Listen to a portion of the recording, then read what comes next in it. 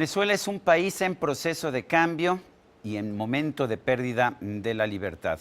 Dos participantes en el concurso Caminos de la Libertad para Jóvenes nos ofrecen su visión de lo que es la libertad en Venezuela hoy en día.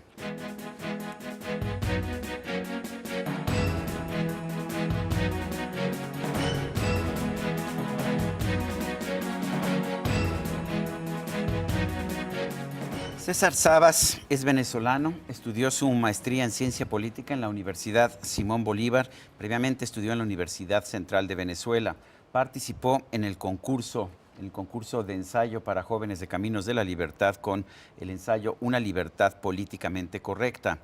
Jorge Luis Bastidas Ponce estudió Economía en la Universidad de Maracay, en Venezuela.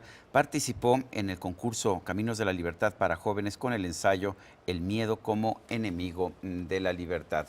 César, Jorge Luis, gracias por estar con nosotros. Cuéntenos un poco, hay muchas ideas, hay quienes finalmente piensan que Venezuela es un ejemplo a seguir para los demás países de Latinoamérica. César, cuéntanos, ¿cuál es tu visión? ¿Y cuál es tu visión sobre todo sobre la libertad en Venezuela? Quienes creen que Venezuela es un ejemplo a seguir son precisamente las personas que quieren hacer sistemas totalitarios. Son los mismos que creen que Cuba es un ejemplo a seguir, no importa que su pueblo se esté muriendo de hambre, no importa que hayan graves atentados contra la libertad de expresión, contra los derechos humanos, pero van a tener todo el poder. Y van a poder crear una cleptocracia, es decir, van a poder robar todo a la población mientras ellos se enriquecen. Se enriquecen mientras lloran por los pobres. Y eso es lo que tenemos hoy en día en Venezuela. Venezuela ya llegamos a una situación que es inaguantable. Ya ni siquiera es un problema a favor de la libertad, es una lucha por la civilización, señor Sarmiento. Cuando usted sale a la calle y hay colectivos armados, apoyados y creados por el mismo gobierno, que le pueden disparar a mansalva a cualquier persona, ya usted dice, ya esto no es un país sencillamente. Ya esto es una situación inaguantable y es lo que ha llevado a los jóvenes a salir a protestar. Simplemente ya no queremos pasar otros 15 años viendo cadenas de televisión todos los días mientras el presidente se burla de nosotros y nos humilla y nos dice cómo nos va a seguir quitando el futuro. Nosotros queremos ser los dueños de nuestras acciones y de nuestro futuro. Jorge Luis, ¿cuál es su visión sobre esta Venezuela en la que ha vivido toda su vida? Bueno, prosiguiendo con la idea de César, claro está, estamos en una situación política, social, económica sumamente complicada. Estamos atravesando, si pudiera decirse, el momento más difícil en la historia de Venezuela, ante un gobierno que lo ha hecho mucho peor que lo que hizo el presidente Chávez, y eso es mucho decir, de verdad. Económicamente, en mi caso como economista, Venezuela está atravesando una situación sumamente difícil. El gobierno ejerce un poder muy fuerte en la economía.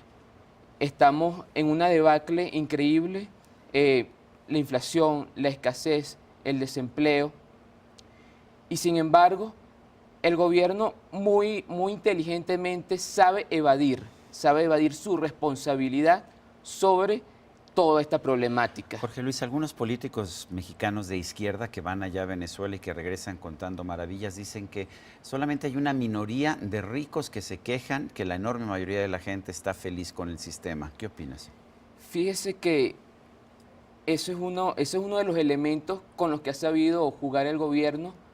Me refiero a la parte emocional, a la parte sentimental. La esencia de este gobierno, evidentemente, es la esencia de un sistema totalitario. Dentro de la teoría política, lo que es el nazismo, el fascismo y el comunismo son los sistemas totalitarios. El gobierno, evidentemente, el gobierno venezolano sigue la línea comunista y ellos apelan mucho a lo que es la fe, la esperanza, la convicción, e inclusive una convicción, a mi criterio, irracional.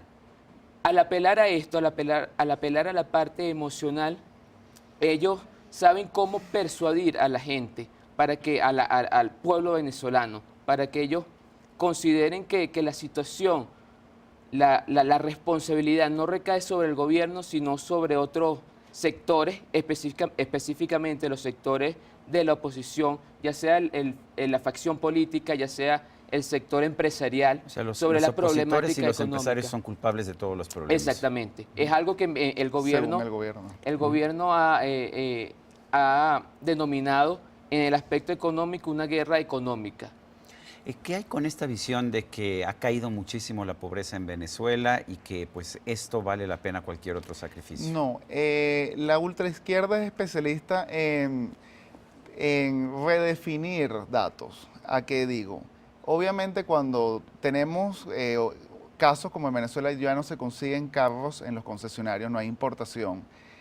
Los jóvenes ni siquiera se pueden pagar una educación universitaria. Entonces, ¿qué decimos? Bueno, vamos a redefinir la pobreza. Entonces, a lo mejor hace unos 10 años, pobre era todo aquel que no se podía mantener. Ahora yo simplemente le doy la leche mensual y ya no es pobre. Tenemos un barrio como Petare donde la gente no puede salir, no tiene ni siquiera esperanzas de salir de la pobreza, pero yo digo que no es pobre porque tiene una misión que yo le doy, o sea, un proyecto social, un programa social, le doy un monto y eso basta y sobra como para que se alimenten, subsistencia. Llamamos subsistencia a lo que ya no es pobreza. Entonces lo redefinimos y lo llevamos a organismos internacionales y los organismos se han prestado para eso, como la FAO, por ejemplo, que incluso le ha dado un premio a Venezuela, un país donde nuestra dieta principal es a base de maíz y no se consigue harina de maíz para hacer la arepa, que es nuestro principal alimento. He visto que hay colas enormes, digo, de gente Colas que quiere enormes. comprar cualquier cosa en un Sí, supermercado. y eso hay que entenderlo que eso es un proyecto. ¿Por qué estas colas? ¿Por qué este desabastecimiento? Porque el individuo va a pasar 3 horas de su vida al día haciendo cola para ir a comprar papel sanitario o para comprar pasta de dientes o para comprar harina pan. En esas 3 horas el individuo no va a poder hacer más nada sino estar en la cola. Cuando el individuo llega a comprar lo que necesita para su subsistencia, en ese momento se siente feliz. Se siente feliz porque el comunismo es especialista en hacer de derechos privilegios. Lo que antes era un derecho, yo iba para un supermercado, como hago aquí en México, por ejemplo, compro leche. No, en Venezuela no existe eso. Tengo que hacer una cola de 3 hasta 4 horas para luego tener la leche. Y cuando compré la leche, es un privilegio. Y otra cosa, nos van enseñando a ser indefensos. Yo paso todos los días 3 horas de cola y en mi subconsciente está en que tengo que aguantar los abusos y no hay nada para impedirlo. Y eso lo tienen que entender. Pero ¿cuáles son las salidas? Finalmente Nicolás Maduro fue reelecto en una elección muy cuestionada, pero por un porcentaje muy pequeño. ¿Se puede cambiar a Venezuela a través del voto nuevamente, Jorge Luis? Hay unos que apuestan, yo apuesto por la salida democrática. Sin embargo, el gobierno ejerce un control o un poder muy fuerte, muy grande en todos los aspectos en Venezuela. En la parte económica tenemos, por ejemplo, el Banco Central de Venezuela. Cualquier banco central en el país, en el mundo, debería tener autonomía. Sin embargo, el Banco Central de Venezuela abiertamente sigue los lineamientos del sistema ideológico. Eso es algo que para mí como economista es algo muy triste, muy lamentable. En el aspecto político, por supuesto, ejerce una fuerza muy grande en el aspecto militar, en el aspecto social. Y en la parte electoral, el Consejo Nacional Electoral carece de transparencia. En la parte, el sector opositor, los que formamos parte del sector opositor, no confiamos. De verdad que hay muy poca confianza, si pudiera decir que desconfianza, en el Consejo Nacional Electoral. Y eso es algo que juega en contra del sistema democrático. De forma que pensar que con el voto pudiéramos salir en las próximas elecciones sería esperanza, pero generarse expectativas positivas en ese aspecto es difícil. ¿Cuál es tu visión sobre el futuro de Venezuela? Es que el problema es que no nos estamos enfrentando a Nicolás Maduro, nos estamos enfrentando a Cuba. Y Cuba nunca ha salido democráticamente, el castrocomunismo nunca ha salido democráticamente. Las instituciones de poder en Venezuela están manejadas desde La Habana. Y Maduro no fue reelecto por un estrecho margen, Maduro hizo fraude descaradamente, al punto de que para evitar las protestas en ese momento prometieron de que iban a abrir las cajas electorales y las cajas nunca fueron abiertas, fueron incendiadas. O sea, Nunca hubo manera de comprobar la legitimidad de Maduro. Y yo sí le voy a citar algo. Cuando Chávez vivía, él dijo, esta es una revolución pacífica, lo pongo entre comillas porque para ellos pacífico es no protestar, o sea, mientras usted no proteste, si no lo matan, para ellos es pacífico. Esta es una revolución pacífica, pero armada. Y después llegó a decir, cuando las elecciones, cuando él se enfrentó a Capriles en el 2012, si nosotros perdiéramos las elecciones, aquí habría una guerra civil. Por lo cual ya se sabe que no hay ninguna salida democrática, ninguna salida electoral. La salida es la misma que ellos han planteado cuando ellos eran oposición y lo que es ahora la oposición eran demócratas, le permitían participar electoralmente, pero ya no va a ser. No hay ninguna salida pacífica ni democrática y ellos ya lo han dicho. Jorge Luis, suena esto como algo sin esperanzas. ¿No hay esperanzas en Venezuela? Pienso que en gran parte de los jóvenes, por ejemplo, no la hay. En mi caso particular, mis expectativas con respecto a Venezuela, con respecto a mi futuro particularmente, son cada vez más negativas, de verdad. Estamos en una situación, considero que vamos de mal en peor. Económicamente, socialmente, la sociedad se está polarizando cada vez más, se está desuniendo cada vez más. Y las expectativas en Venezuela son negativas, a mi criterio. La inflación, la escasez, el desempleo, la pobreza, la inseguridad, son problemas que cada vez se van agudizando con más fortaleza, ¿sí? Y de verdad que el gobierno no implementa y de verdad no da esperanza de que vaya a aplicar políticas públicas orientadas a resolver estos problemas. Como dije inicialmente, son muy inteligentes para evadir los problemas y para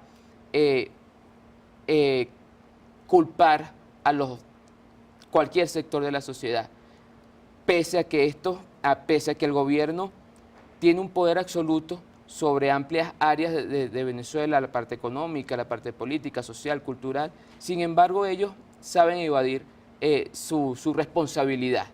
¿Qué tan fácil es salir de Venezuela para una persona como usted, César? Mire, salir de Venezuela ahorita es un éxito personal sin precedentes y le digo por qué.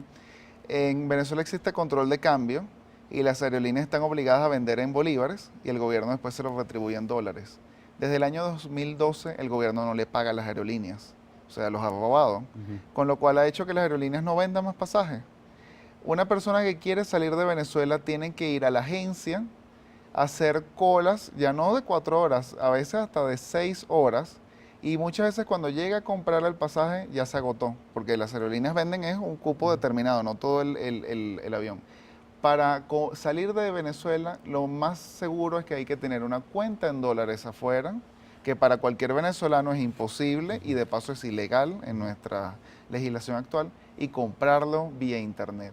Es decir, en Venezuela la están aislando de una manera impresionante, no a nivel de Cuba, de que van a decir, bueno, está prohibida la salida, pero van a decir, ok, usted puede salir, pero ¿cómo hace? Inclusive el pasaporte. Pero no puede comprar y una cosa, inclusive el pasaporte. Solicitar el pasaporte ahorita significa que se lo vienen dando dentro de un año aproximadamente. Y después de pagar debajo de cuerda al funcionario del SAIME, porque si no el pasaporte se pierde. Yo quiero agradecer a los dos, a Jorge Luis Bastidas, César Elías Sabas Fuentes, el haber estado con nosotros en la entrevista. Muchas gracias. Y a usted, amigo televidente, que hace posible este programa, se lo agradezco también. Esto es todo por hoy, pero no se lo olvide. Nos vemos la próxima.